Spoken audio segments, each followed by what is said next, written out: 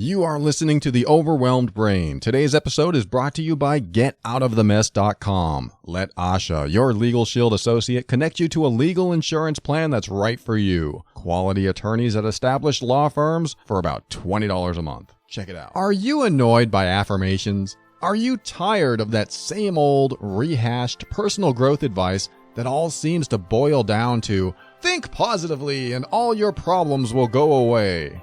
If affirmations feel like lies and positive thinking feels like denial, then I want you to get ready. The Overwhelmed Brain is here to help you create the life you want now.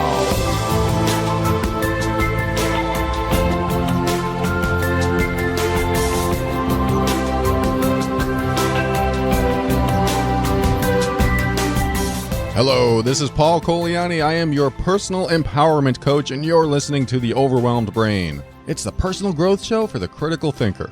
On every episode, we'll talk about practical, down-to-earth steps to help you improve your mood and keep you sane in this powerful journey we call life. I want to help you bridge the gap between your emotions and reason, causing you to discover why you do the things you do and what you can do to reach higher levels of happiness and lower levels of stress and overwhelm. Everything I talk about on this show should not be mistaken or misconstrued or mistranslated for actual medical advice or treatment and is intended to be for informational and educational purposes only. Always consult a physician before making any changes to your medical treatment. What you'll find here is an increase in your emotional intelligence, a strengthening of your self-worth and self-esteem, the motivation to be your authentic self, and the forward momentum to help you learn, heal, grow, and evolve. All right, I want to get right into something that has been on my mind, and it's something that my girlfriend and I talked about just last night. Well, first of all, let me say this. I'm grateful for my girlfriend. She is a sexual abuse survivor from a long time ago, and it wasn't until she hit her 40s when she could actually start her healing from what happened, which is something she can't even remember. She just knows it happened because of some flashbacks, because of some physical memories that have come up, which I talked about on the sexual abuse episode a few months ago. And if you are a sexual abuse survivor, I recommend you listen to that show. But what I want to talk about is that she is also a wealth of information to help me understand the abused mindset and what you carry with you when you go through abuse, and not just sexual abuse, but any type of abuse. Like, because she was abused as a child, she brought a mindset with her into her relationships. She didn't know she had this mindset. When she was a teenager, she was very rebellious.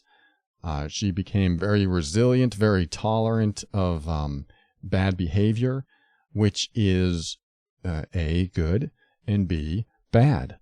Because when you're tolerant of bad behavior and you get into a bad relationship, you're tolerant of the bad behavior of the person that you're with. And that can be a problem. So, like I said, my girlfriend and I were talking last night, and yes, I am super grateful to have her in my life, not only because I love her and I want to be with her and I hope it goes on forever, and but also because she's a wealth of knowledge from someone who's been there. And one of the things that we talked about last night was the idea of mixed signals in a relationship. Have you ever been in a relationship where you get mixed signals? Like, well, he says he loves me, but then he does this. Or she said that she cares about me, or she said that she was going to do this, but she did that instead. Or there's incongruent behavior, like their intentions don't match their behavior. And that's important, because what I want to talk about just for a few minutes in this segment is the idea that when you get mixed signals in a relationship, which ones do you focus on?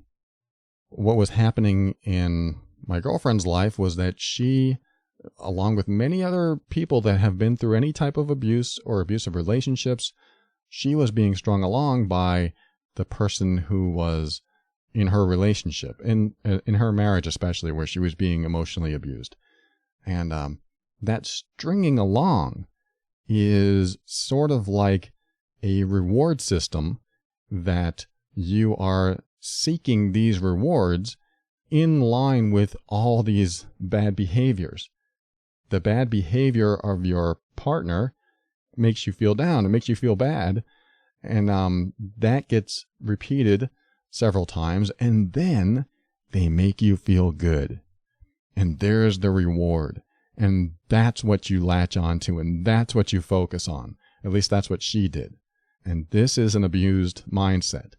This is the kind of logic or processing that you take with you when you've learned how to live with bad behavior, or when you've learned how to survive bad behavior. Like, you develop these coping mechanisms around people with bad behavior. Even, your parents, any caretakers, anyone that influenced you in your life, you develop all these coping mechanisms to deal with bad behavior, because usually you believe that you don't have a choice. And when you're a kid, you don't really have too much of a choice.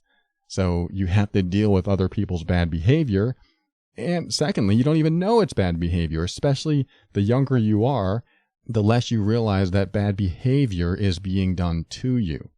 And I want you to keep that in mind, because if you were a very, very young abuse victim, then remember that you had no clue what was right and wrong back then.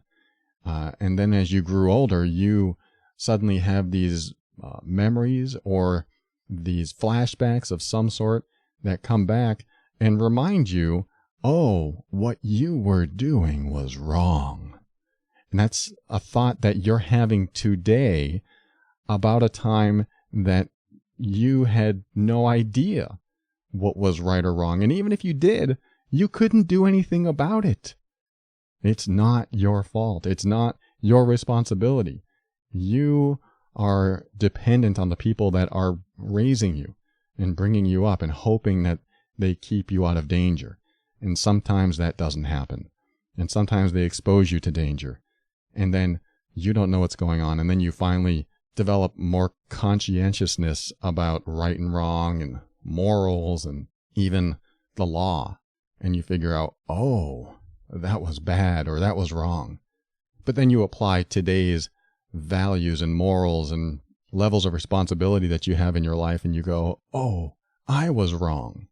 And I want you to just cancel that, cut that tether. You don't want that in your life. You can't apply today's morals, ethics, and values and beliefs to your 1 or 2 or 3 or 7 or even sometimes your 10-year-old self, even older. I mean, you can't apply those things into the past. They're not retroactive. So if you feel any responsibility or shame or guilt because of some danger that somebody put you in the past, cut the tether. You don't need that anymore. You don't need to be responsible or feel guilty or ashamed about that, because they're the ones who are to blame, to be responsible. So I don't know your situation, and but I wanted to give you permission in case you never did give that to yourself. So anyway, let's back up and talk about the mixed signals that we focus on. Like, my girlfriend was focusing on the positive signals that when she was married, she was getting from her husband.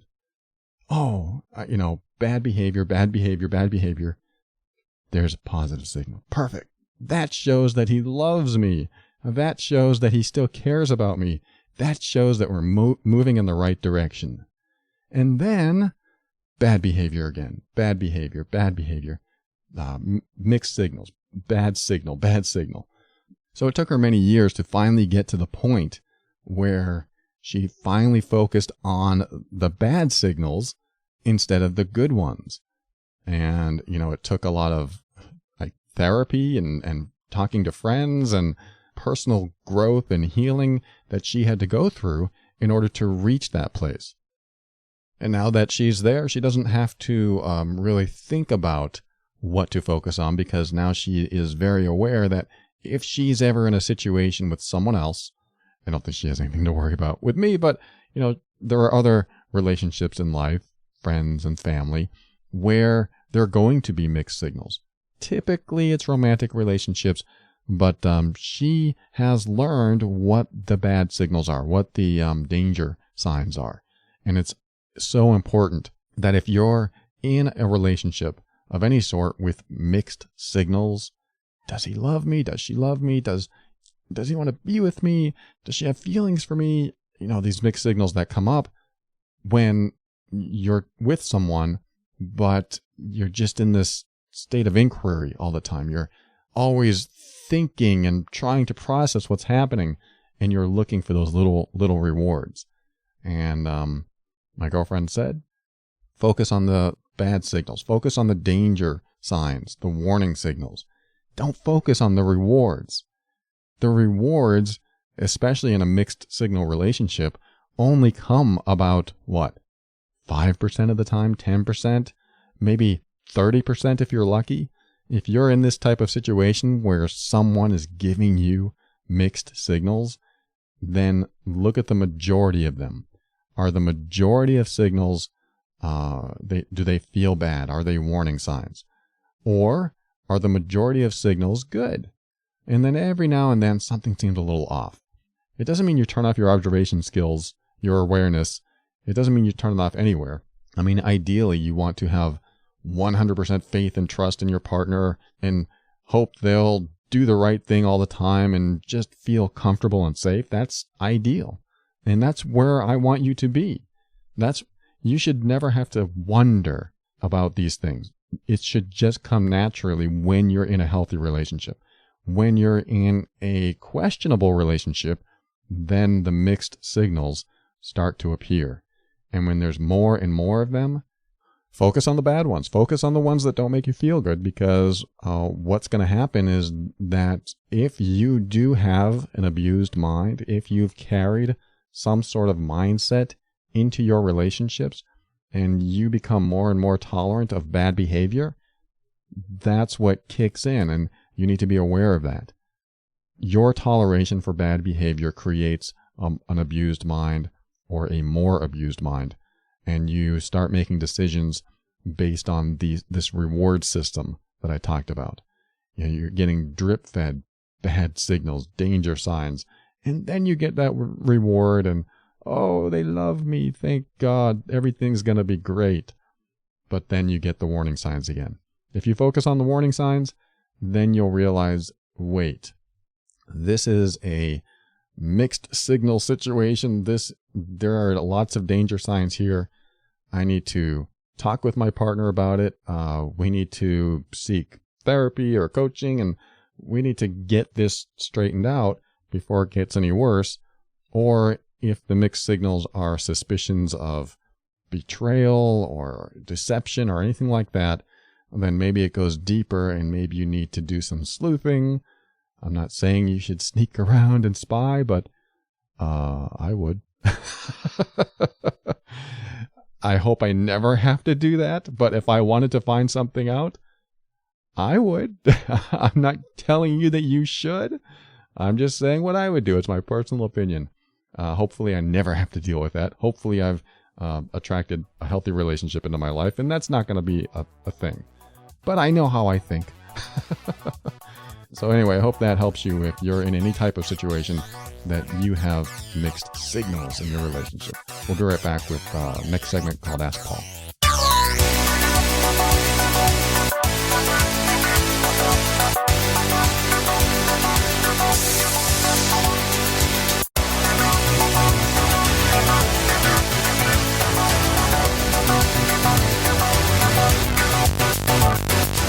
I want to tell you about Asha with getoutofthemess.com. She is a Legal Shield associate that can connect you with what's called, or at least what she calls, a legal insurance plan.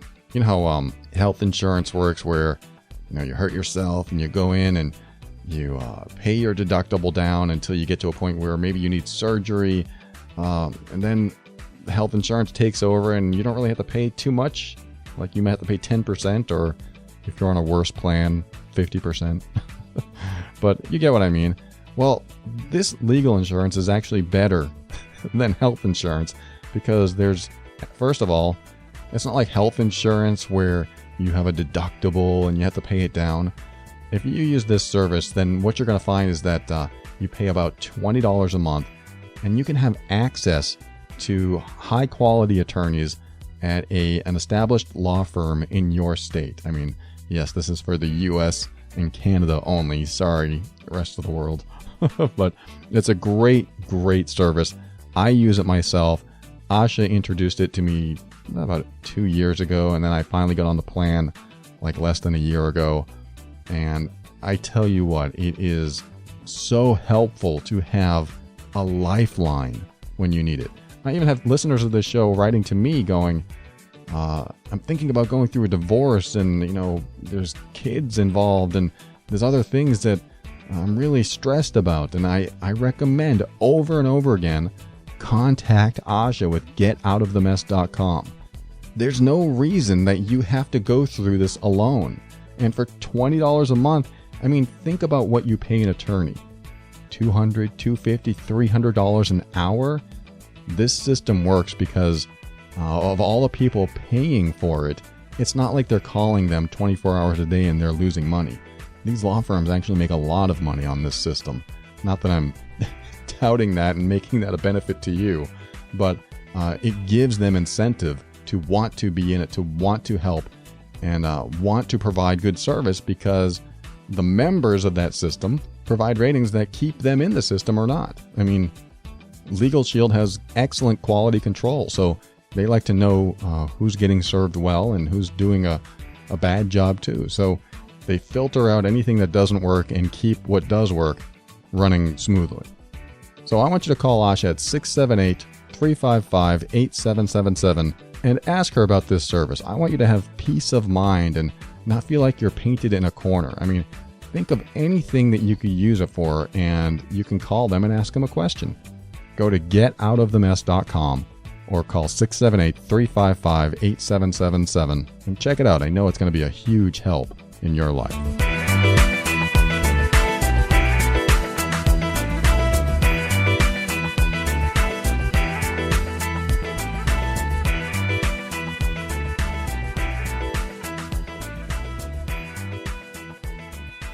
All right, this segment's called Ask Paul. This is where I read a listener email on the air and do my best to help them. I help them through a challenge, any query that they might have. And please know that if you are writing to me, that it can take up to 2 to 3 months to answer. So if you have a specific question that you need answered in a timely manner, then I would encourage you to join the patron program at patron.theoverwhelmedbrain.com and get the level that allows for email coaching. With email coaching, you can send me an email and I can respond to it between 1 and 5 days, depending on if it's a weekend and things like that. But you'll get a thorough response from me and a lot of insights and thought-provoking questions for you. And we can go back and forth as long as you're in that program. I'm happy to help you out in a faster manner. But, I get a lot of emails outside that program, people who want my insider opinion on something that they're going through. And because I get so many emails for this show in particular, it does take me a while to get to them. But the good news is I always get to them. My point is, if it's a timely thing and you're saying, hey, I'm moving next week, what do you think? Then I'm not going to be able to get to it that quick. So again, if you want email coaching, join the patron program at patron.theoverwhelmedbrain.com. So let's get to this letter. Hi, Paul. I've listened to your show for the past 2 years, and I've been so thankful to have found somewhere I can go to get no-nonsense advice on dealing with real life. Hey, that's good. I might have to put that in the intro. I found your podcast during a time in my life where I had recently lost a pregnancy, which led to trouble in my marriage, while at the same time my job had reached a point of nearly unbearable pressure. My now ex-husband was judgmental and unsupportive. He lost both of his parents early in life, and I believe it made him numb to pain and unable to be empathetic to others' suffering. Because of this, I was forced to heal from our loss of the baby by myself, something I'm still working on every day. As a way to cope with the pain of the loss and the rapid deterioration of my marriage, I poured myself into my career, working 60-plus hours a week and isolating myself from others. It was simply too painful to talk to them about what was going on in my life, and because it felt my husband had turned his back on me, I was worried that others would do the same once they knew the depth of the pain I was feeling. In the past few months, I've begun to feel the sunshine again, and I have come out of what I'm now recognizing may have been a form of depression. although highly functioning. All the hours and hard work that I poured into my job have paid off, and my career couldn't be in a better place. I've even met someone new, and I'm in the beginning of a wonderful relationship. His last relationship also had a lot of the same incompatibilities as mine did. So over the past year and a half, my coping mechanism has been to keep myself busy. If I'm working hard, I'm happier than when I'm idle. But I'm starting to see the signs of burnout. I realize that I don't know how to turn off my overwhelmed brain and actually relax. And the worst part is I spend more time thinking about all the things I should be doing instead of actually doing them. I want to move forward with a life that is both fulfilling and happy. And I want to make room in my brain to enjoy the simple things. My question for you is this. After a long period of being in the figurative pressure cooker, how do I retrain my brain to relax and enjoy the moment? I never thought finding balance could be so hard. Thank you in advance for your reply. All right, I'm going to call you, what's a name I haven't used in a while? Melanie. I don't think I've ever used that name. All right, Melanie, thank you so much for writing that. And first of all, sorry for your loss. That's tough. You're dealing with the loss of a child, probably one of the most painful things that could ever happen.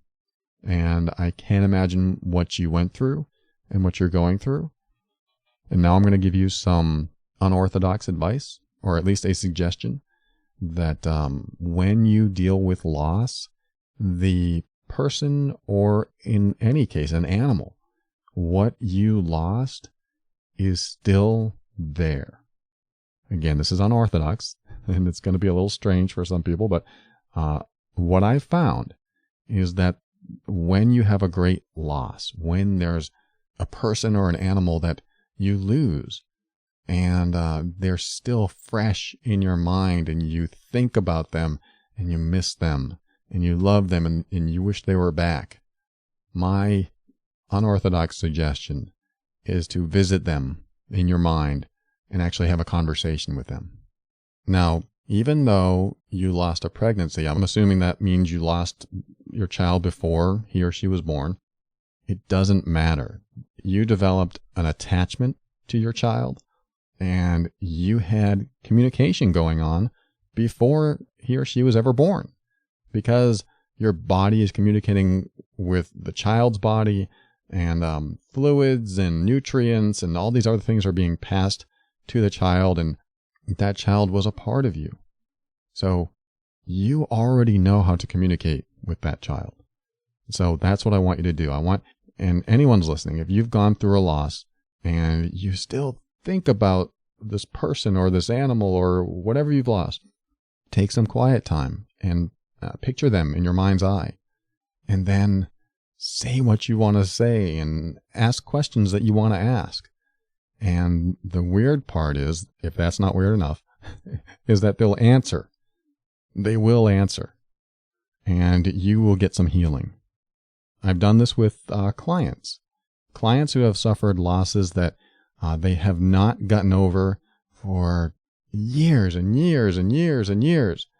And then they have a conversation with this lost person, and they might even dream of the lost person that night after they have the conversation.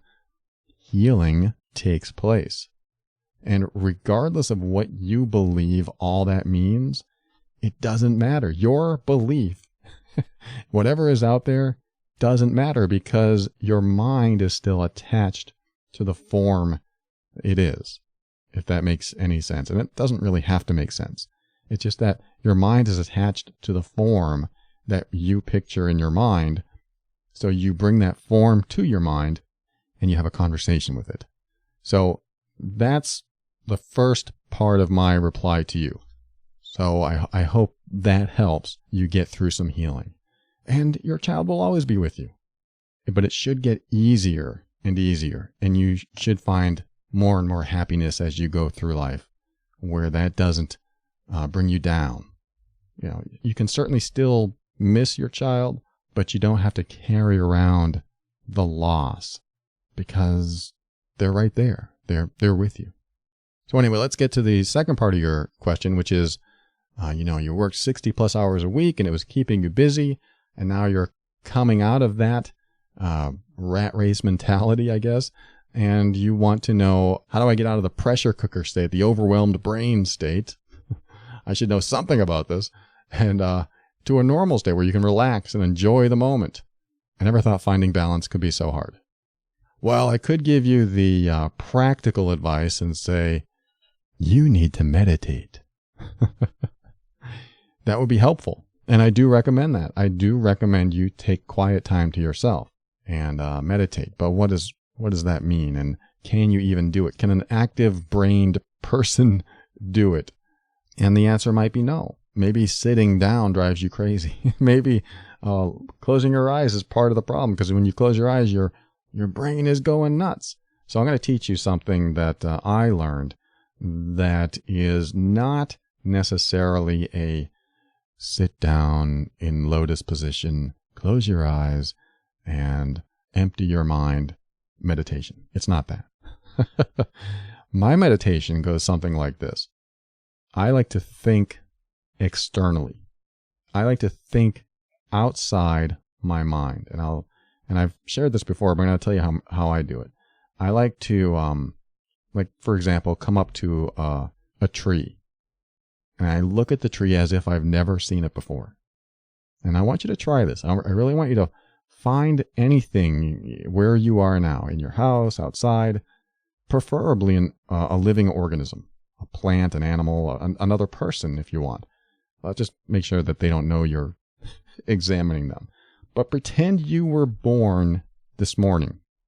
And yes, you can talk and think and all that stuff. You're not just an infant walking around with an empty brain, but that would be nice too. That might work. But just pretend that you were born this morning and you've never seen everything that you're seeing right now. You don't know what it is. You're experiencing it for the first time. But focus on one thing. Choose some sort of living organism. If I'm looking at a tree, instead of going in my mind going, I know what a tree is, and I know that seeds get planted to plant a tree, and I know that they grow toward the sun, I ask myself, what if I didn't know that? Then I want you to start asking yourself that question about what you're looking at. What if I didn't know what that was? What is this surface? I've never felt this surface before. And look at all the grooves and crevices, and feel the hardness, and you're just feeling this thing and you have no clue what it is. And you look at it and you go, how did this even come to be? What this is you're developing an intense curiosity about something. And you can do this with something that you have never seen before. Like, I like to do this sometimes at the aquarium. I look at some aquatic creature that I've never seen before. There's always something that you've never seen before, unless you're a marine biologist. But even they're discovering new species all the time. But you get there and you look at a creature and you go, whoa, how did this creature come to be? Why does it have those colors? Why does it have the legs it has, or the fins it has, or the tentacles it has? What in evolution caused it to create those things? Why does it change color?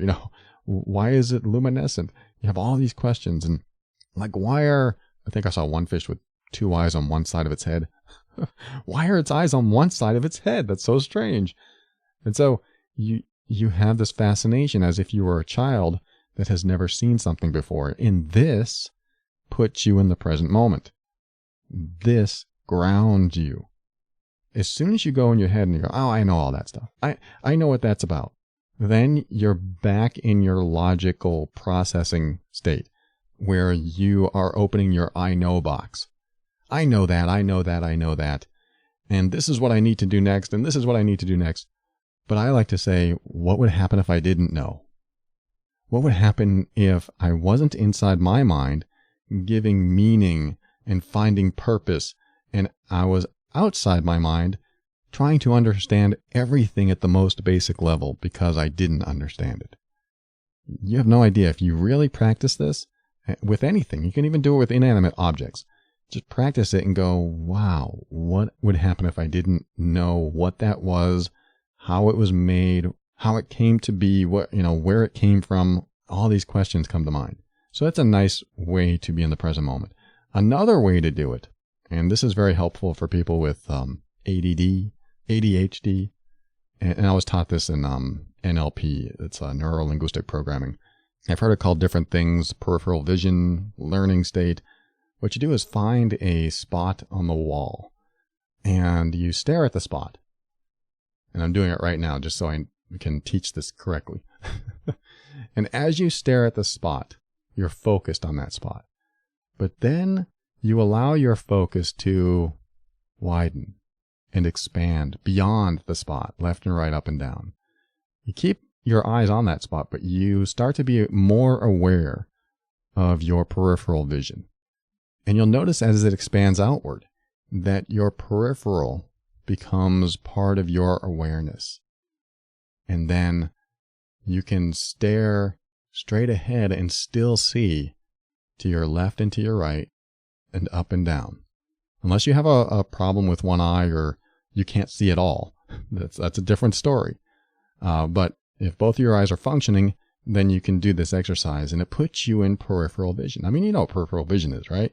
If you've ever driven a car and you see a car come up to your left, you don't even have to look because you know it's there. Your peripheral picked it up. And driving a car is one of those times where you can be staring and you miss 4 exits and you go, oh, I need to get off and go back 4 exits because I missed my turn. Because you're in that zone, you're kind of in the present, even though you're a little unconscious and you're on autopilot. But you can do that process manually. You can stare at a spot and let your awareness expand. And as it expands and you become more aware of your peripheral vision, you take this awareness with you wherever you go. So you set yourself up first. Step 1, find a spot. Any spot. Maybe there's a spot on your wall. Maybe there's a spot on that piece of glass or even on the table. And don't do this while you're driving. But you expand your awareness into your peripheral vision. And then you notice that in this state of peripheral vision, you are a little bit more relaxed. You're a little less stressed. You're not thinking so much because your awareness, again, is outside of you. Notice how I took you there twice. I'm taking you outside of your mind. And you're in this space of, I can see more if I pay attention to more. And you know when this is really interesting to do is when you're with a group of people. If you stay in peripheral vision like this, you can notice other people's behavior when you or other people talk. I do this a lot. I'll be in a group of people and I will be looking at the person talking, but my peripheral vision will stay aware of everyone else's behavior. And I can see people moving their hand up to scratch their nose. I can see people shifting, doing all kinds of things. And the reason I do that is because I find it interesting when people react and respond to what's being said. So if the person's talking about, I think a good example, the last time I did this was in a group of people where there was one Trump supporter. I think I mentioned this last week. There was one Trump supporter and the rest of them were, independent supporters, Hillary supporters. But I was watching the Trump supporter talk and my peripheral vision was looking for any clues of nonverbal language, like people moving, people shifting, people looking around, and I could see it all. And I was very present. And that's a great thing to practice to keep you present, to keep you aware. Because when you can do this in a group of people, not only will it keep you less judgmental, but it also keeps you very much in the know of how people are feeling. I mean, that's sort of what's called mind reading. But you can see people, getting uncomfortable in their chair. You can see people looking around, not wanting to pay attention to what's being said. But, the idea is not to give it meaning. Again, just be open to whatever it means to them. You don't give it meaning. Whatever it means to them is whatever it means. So that's a great space to be in. And it doesn't have to be with just people. You can do that in the park. You can do it in a classroom. If you have a kid that his brain is wired like the internet, where you can just get instant information fast. And if you don't have it, your brain is on to the next thing. That's what it sounds like your brain's doing. My brain's on to the next thing. My brain's on to the next thing. then what if you wanted to relax and be maybe single-minded, single-focused? Put yourself in that peripheral vision state. And in a classroom, that's a great state to be in, because now you're open to learning more about the environment, about what's being taught, and you're not so much in your own brain. So there's a couple neat things you can do to keep you out of that hectic state. The more you practice that, the more you create sort of a living or a walking meditation. So it doesn't have to be cross-legged in the lotus position saying Om.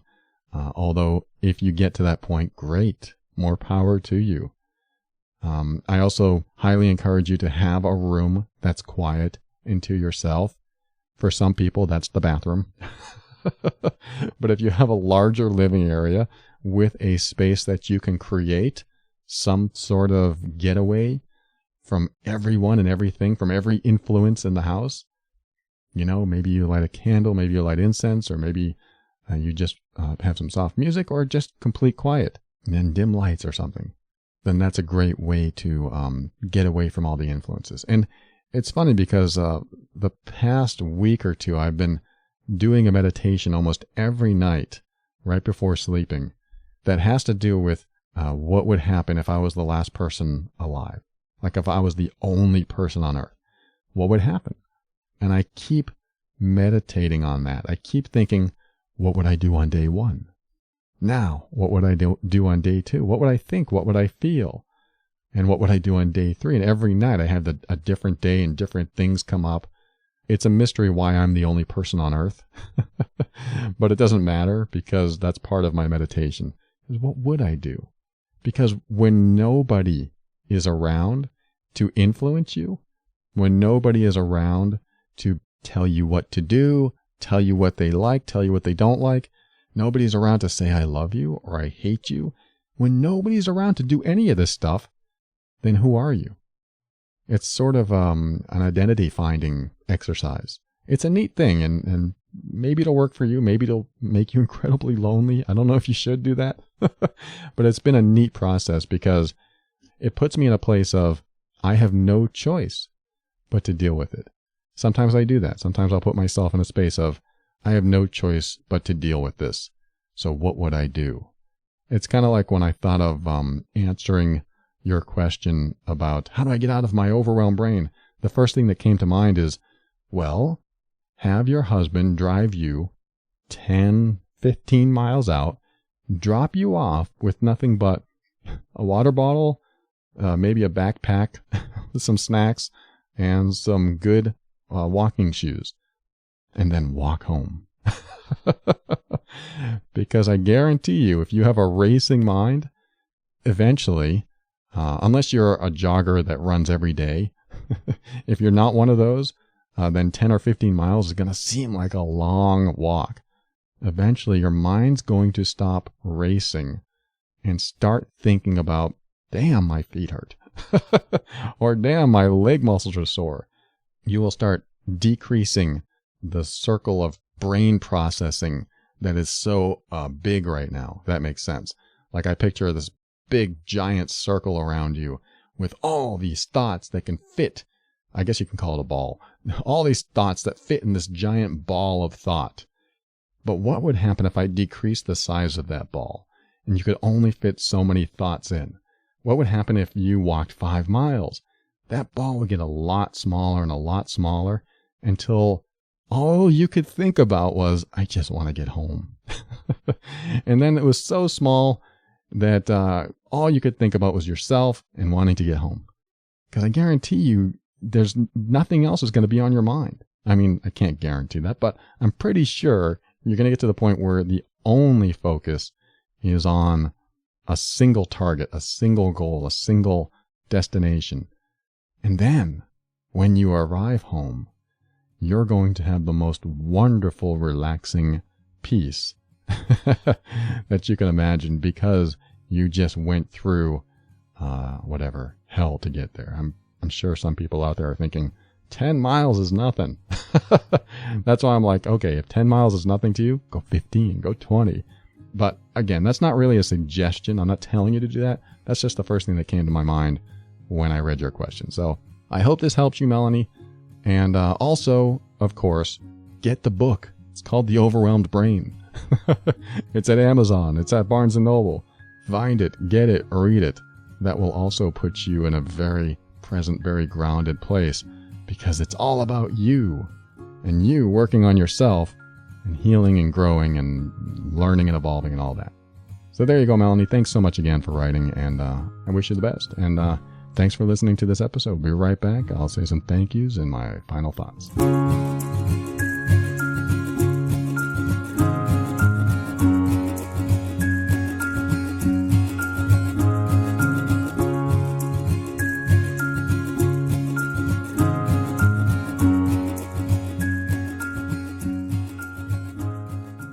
Thank you for listening to another episode of The Overwhelmed Brain. I have a couple thank yous for a couple reviewers in Amazon who decided to leave reviews for my book called The Overwhelmed Brain. One is Be the Change. That's their reviewer name. Be the Change left a stellar review of the book.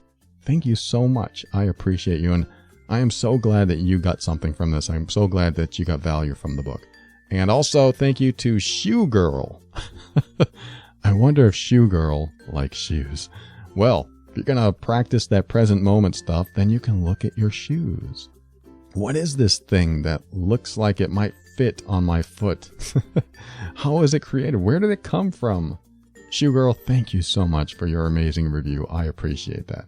If you've left a review for the Overwhelmed Brain book in any place, Amazon, Barnes & Noble, wherever the book is sold, which is apparently a lot of places. I think I've seen it all over the world. So that's really good. It's getting out there. These teachings of honoring yourself and honoring your values and being authentic, showing up in the world, helping you make decisions, all in this book called The Overwhelmed Brain. If you've written a review, let me know. If I haven't mentioned your name, let me know so I can thank you publicly on the air in front of thousands. And thank you to Asha with getoutofthemess.com. It is a great service. I highly recommend you talk to Asha and find out if this sort of legal insurance is right for you. It's only about $20 a month, and you can ask them anything. If you're in the US or Canada, call 678-355-8777 or go to getoutofthemess.com.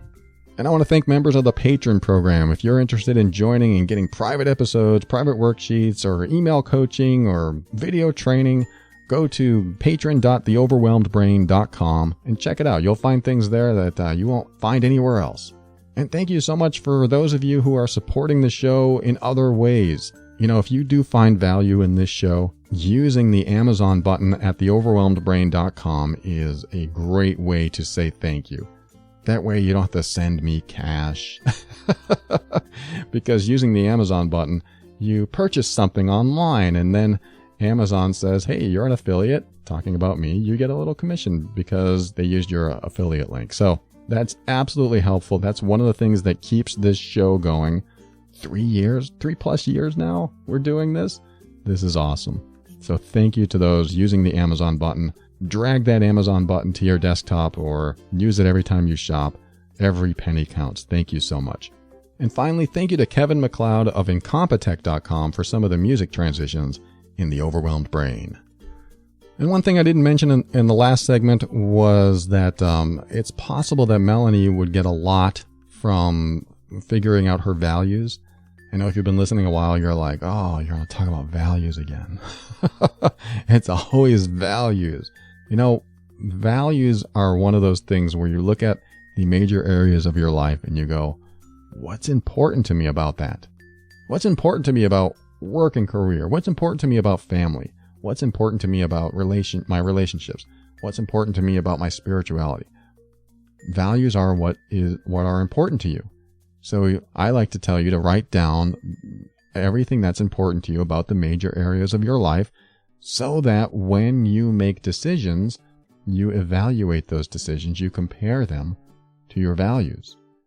I do offer the Stop Self-Sabotage worksheet on my website, theoverwhelmedbrain.com, if you want the worksheet that walks you through that. I'm not here to sell that because I'm telling you how to do it now.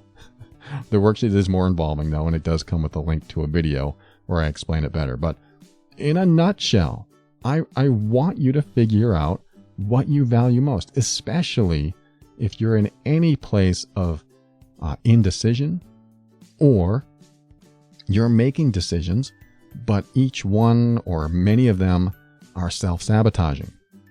Because when you're not in alignment with your values, you usually create a path of sabotaging yourself somehow. Something happens. There's a self-destruct mode in there somewhere that keeps happening because you're out of alignment with your values.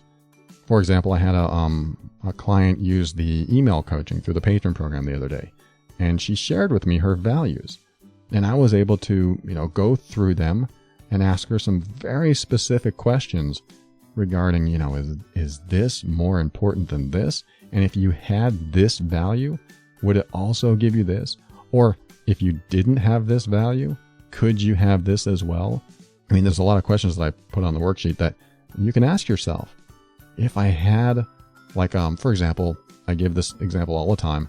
When I was married, my wife said that her number one value in relationships was safety. And what's funny is that I wasn't safe. It was not funny. It was awful.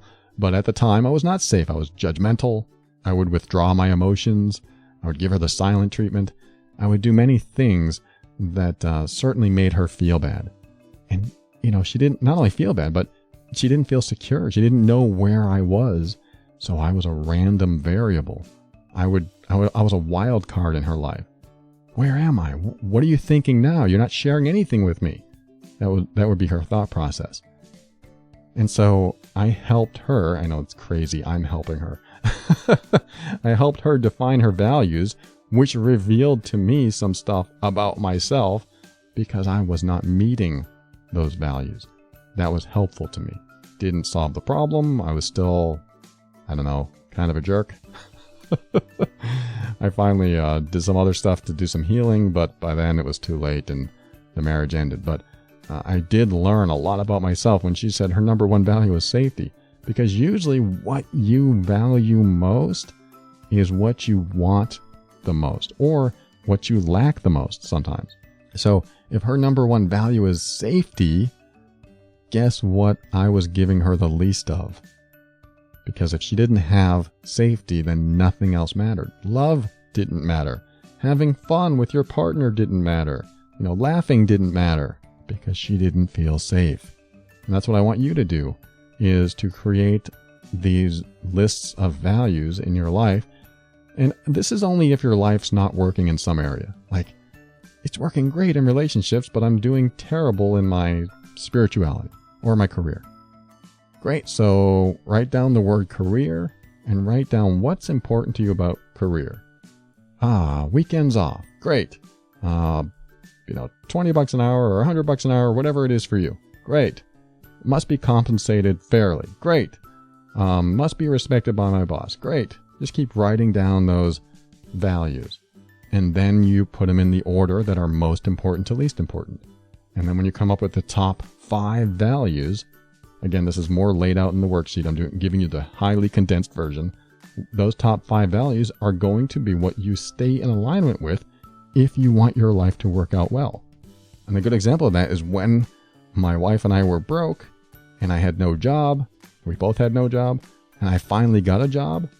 It met the value of must make money. It wasn't a fair wage, but at that time we had nothing. So it was better than zero. So, okay, cross that value off. I liked what I was doing, cross that value off.